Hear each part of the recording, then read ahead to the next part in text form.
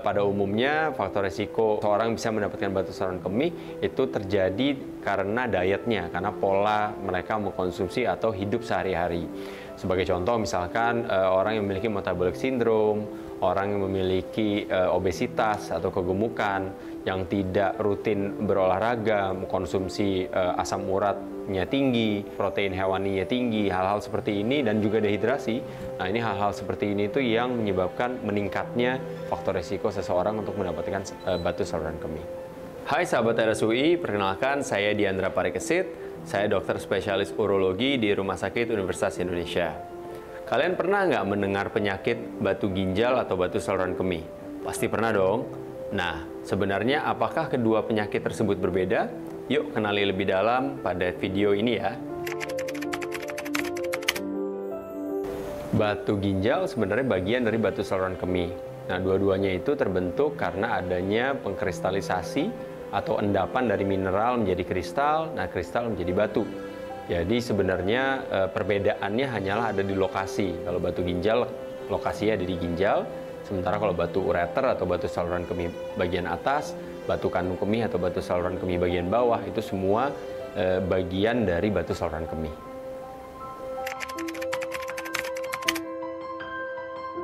Oke, jadi sebenarnya batu saluran kemih atau endapannya itu terjadi karena darah yang disaring oleh ginjal menjadi urin. Nah, kondisi urinnya itu dia memiliki banyak mineral. Nah, mineral di dalam urin itu ada yang berlaku sebagai promotor atau yang mendorong terjadi pengkristalisasi, ada juga yang menghambat. Nah, kalau promotornya itu lebih banyak daripada yang menghambat, sehingga terjadilah endapan-endapan ini. Maka ada beberapa orang yang memang memiliki faktor resiko yang lebih tinggi dibanding yang lain. Nah, kondisi lain yang meningkatkan resiko juga adalah dehidrasi, di mana orang itu minum airnya kurang, sehingga chance atau kemungkinan endapan ini terjadi akan lebih tinggi di urin. Nah, faktor resikonya sebagai macam-macam. Pada umumnya, faktor resiko seseorang bisa mendapatkan batu saluran kemih itu terjadi karena dietnya, karena pola mereka mengkonsumsi atau hidup sehari-hari. Sebagai contoh, misalkan orang yang memiliki metabolic syndrome, orang yang memiliki obesitas atau kegemukan, yang tidak rutin berolahraga, mengkonsumsi asam uratnya tinggi, protein hewaninya tinggi, hal-hal seperti ini, dan juga dehidrasi. Nah, ini hal-hal seperti ini itu yang menyebabkan meningkatnya faktor resiko seseorang untuk mendapatkan batu saluran kemih.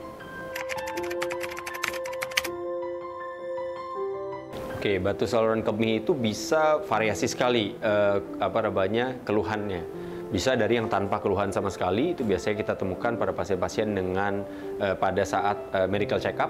Ada juga yang datang sampai ke IGD atau ke poli karena keluhan batu saluran kemihnya itu. Nah, harus diingat bahwa batu saluran kemih itu bergejala bila dia menimbulkan obstruksi atau sumbatan. Nah, kalau dia tidak menyebabkan obstruksi atau sumbatan, biasanya dia tidak bergejala tuh.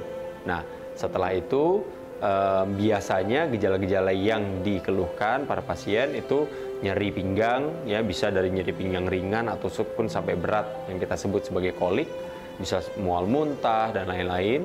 Bisa juga pasien-pasien itu mengeluhkan buang air kecil berdarah, nyeri saat buang air kecil akan jadi lebih sering atau tidak nyaman, anyang-anyangan.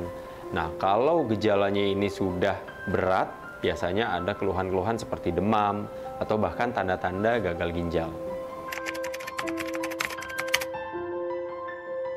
Oke, sebenarnya balik lagi, batu itu berbahaya atau menyebabkan gejala biasanya kalau ada sumbatan. Nah, kalau dia batunya itu kecil tapi dia menyebabkan sumbatan, itu jauh lebih berbahaya dibanding batunya itu besar tapi tidak menyebabkan obstruksi atau sumbatan. Sehingga yang penting di sini adalah ada tidaknya sumbatan itu tadi. Jadi letak batunya itu penting gitu. Kalau batunya di ginjal sementara ukurannya besar, itu biasanya mungkin tidak ada keluhan dibandingkan batunya kecil tapi ada di saluran kemih bagian atas sehingga dia menyumbat.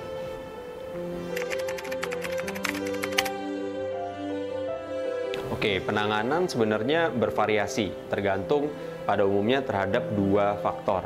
Faktor pertama adalah faktor dari batunya itu sendiri. Faktor berikutnya adalah faktor dari pasiennya itu sendiri. Faktor dari batu biasanya kita dapatkan dari CT scan. Makanya kenapa pasien-pasien dengan batu saluran kemih baiknya kita lakukan CT scan. Dari CT scan itu kita bisa tahu ukuran batunya, letak batunya, jumlah batunya, dan pada CT scan yang baru ya atau teknologi yang baru bisa menghitung tingkat kekerasan batunya itu sendiri. Nah, faktor dari pasiennya itu bermacam-macam, mulai dari keinginan pasiennya seperti apa atau harapan pasiennya seperti apa, juga kesehatan secara keseluruhan, keadaan umum, ada tidaknya infeksi, ada tidaknya obesitas, metabolic syndrome, dan lain-lain. Jadi semua faktor itu harus dikonsider sebelum kita melakukan atau memilih terapi batu saluran kemih. Di RSUI kita memang melakukan semua tindakan operasi atau pengangkatan batu saluran kemih itu dengan minimal invasif. Yang dimaksud dengan minimal invasif sebenarnya adalah dilakukan tanpa atau dengan sayatan yang minimal, sehingga bisa menurunkan kemungkinan perdarahan, infeksi, lama rawat inap, lama operasi, sehingga pasien juga bisa kembali aktivitas sehari-hari bisa lebih cepat. Oke, diketahui sebenarnya angka kekambuhan batu saluran kemih pada seseorang yang memiliki batu saluran kemih itu sekitar 50% dalam seumur hidupnya. Nah, itu harus dipikirkan bahwa 1 dari 2 pasien yang punya batu saluran kemih akan mendapatkan batu saluran kemih lagi sepanjang usianya. Artinya ini prevensi atau pencegahan itu memiliki peran yang sangat-sangat penting. Nah, salah satunya atau beberapa faktor yang bisa membantu mencegah seperti perbaikan hidrasi, konsumsi cairan yang cukup, biasanya 2-2,5 liter sehari, konsumsi makan makanan yang sehat atau yang gizi seimbang, pola hidup sehat, olahraga secara rutin, dibatasi konsumsi garam, konsumsi protein hewani. Nah, itu semua bisa membantu untuk mencegah batu saluran kemih kemudian harinya.